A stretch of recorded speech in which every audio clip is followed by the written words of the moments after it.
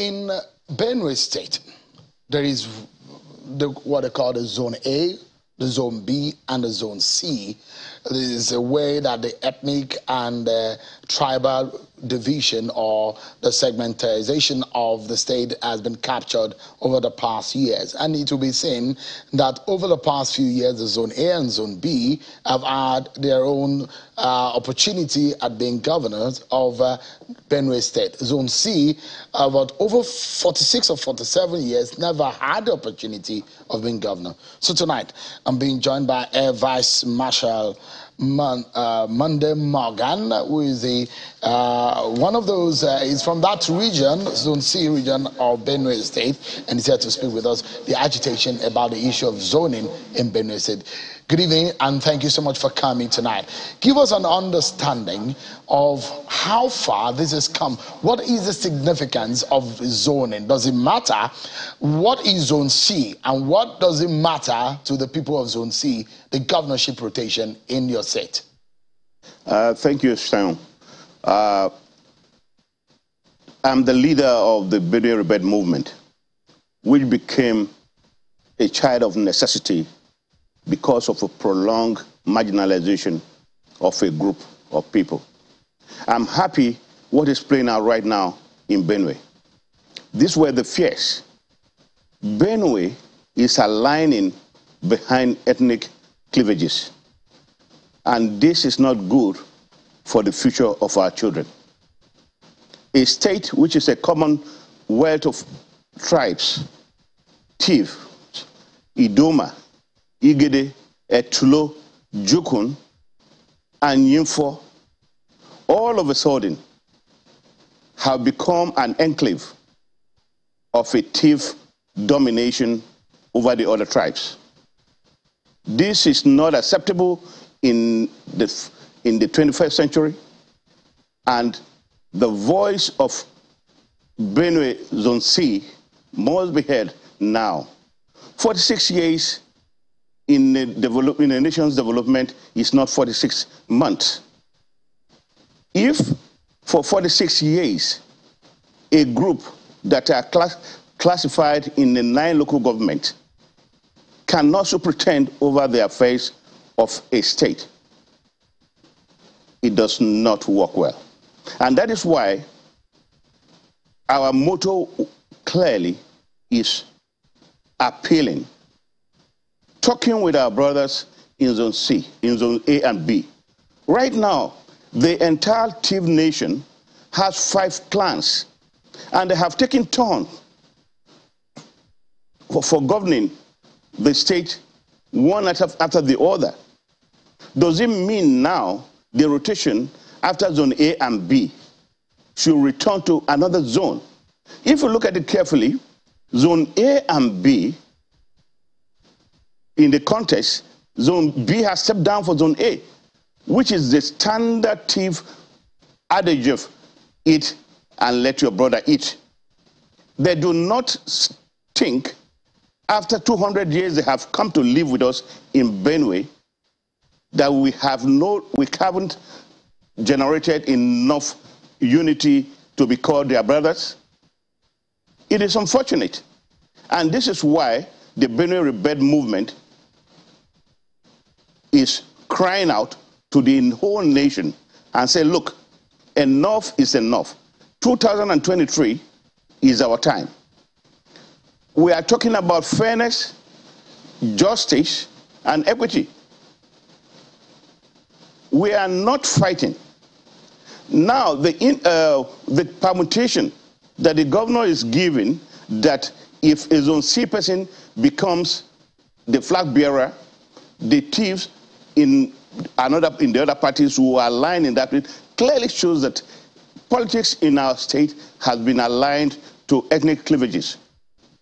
And please. All right. So let's get, for the benefit of our viewers who do not understand the geopolitical ramifications of Benue State. Benue State, by the way, is a north-central state of Nigeria. Now, Zone A and B have 14 local government areas. In Zone A and B, there are 2 senatorial districts. And Zone A and B have predominantly Tiv-speaking people.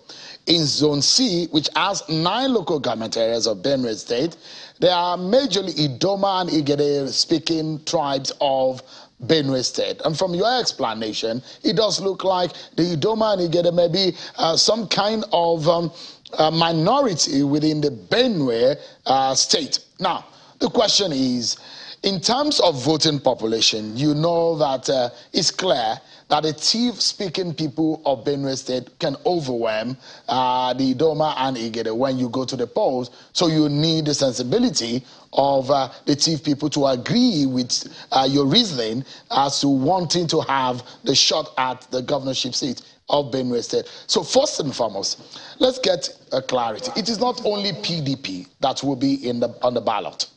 There are several other political parties. We have at least 18 political parties in Nigeria. But it does look like you're more worried about what the PDP is doing. No, I am not more worried. The problem is that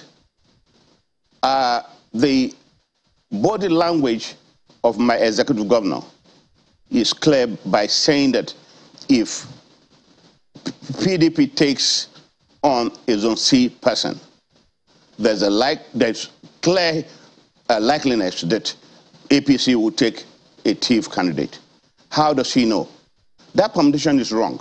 Today, demography is not a requirement for winning elections. We are talking about advancement in knowledge. We are talking about social integration. The youth do not understand tribes. Today, the streets of Boko, the streets of Yandef and Vandekia, the youth are yearning for change. And I can tell you, the people that are holding us to the jugular today are 3. And they are the elites, and they know themselves in Benue and are of the Tiv extraction. As I talk here, the Benue Rebel movement is not talking as Air Vice Marshal Morgan. I'm the voice of Benue Rebel movement. I have the endorsement of my principals, the leaders, from David Mack, Chief Audu Ogbe, Chief Lawani, Chief Amebute, General Ejiga, General Lawrence Sonoja.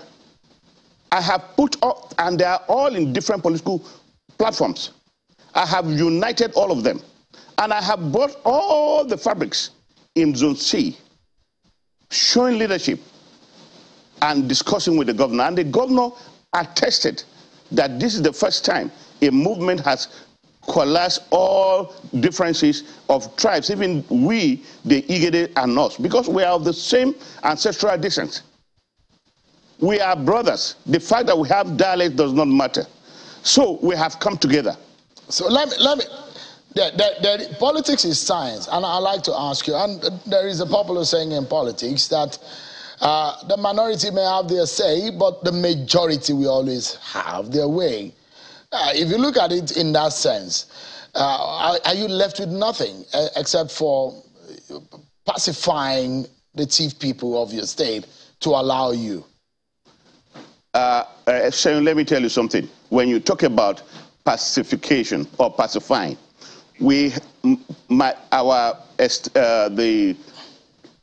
late Chidoma the Fourth had taken a royal tour to the Tortiv before his hunting expedition to beg the Tiv nation to understand the need for integration and to allow his people, his children, give us a chance.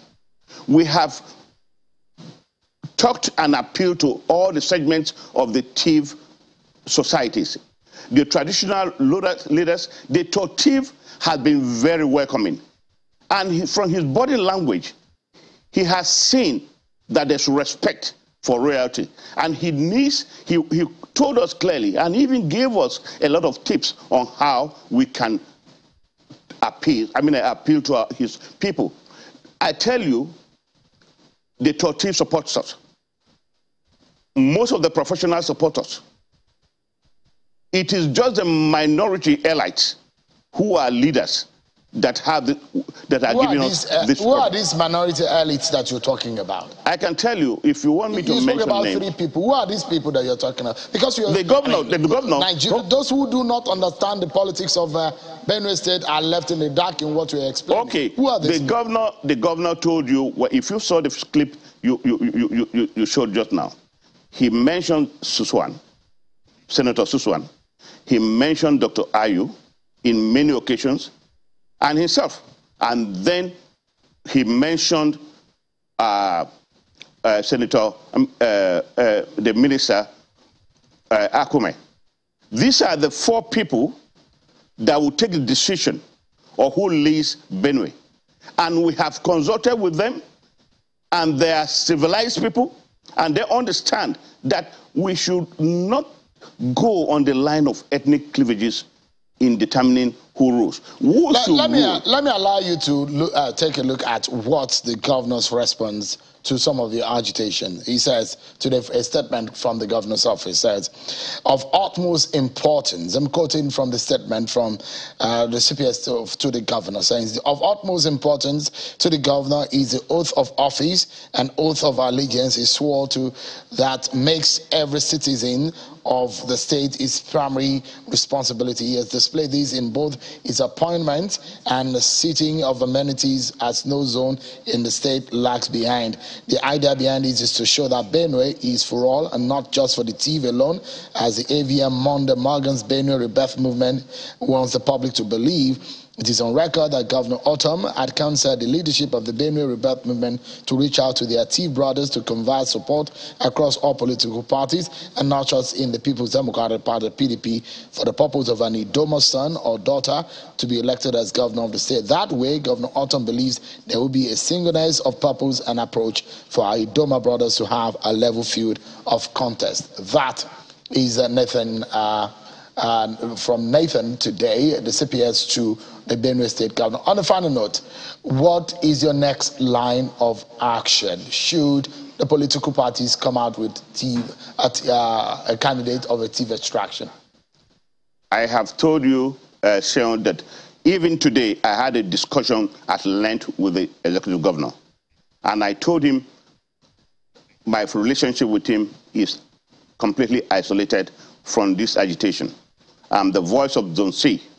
Now, what is going to happen, I cannot tell you the decision of the leaders of Zone C. I'm just a spokesman, and like I say, let equity, justice, and fair play take place. Let the governor allow a level playground.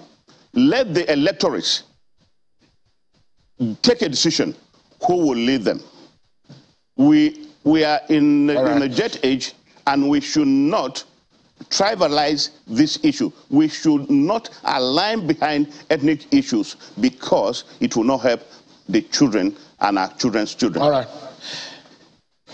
Vice Marshal Monday Morgan, the coordinator of the Benue Rebirth Movement, thank you so much indeed for talking to us on the program.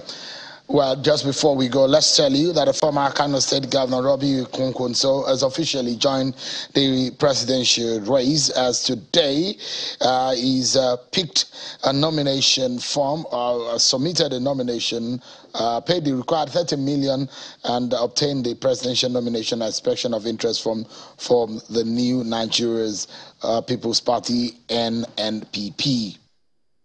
And just before we go, the breaking news that we're following and monitoring for you right here on Channels Television. There was a bomb attack earlier, which may have claimed the lives of 3 people, and 19 people said to have been injured as the explosion went off on a cattle market in Taraba State. Stay with us on Channels Television. At the top of the hour, you get more on this track. Thank you so much, everyone, for watching. And that's our show for today. I'm sure Kimale. Bye for now.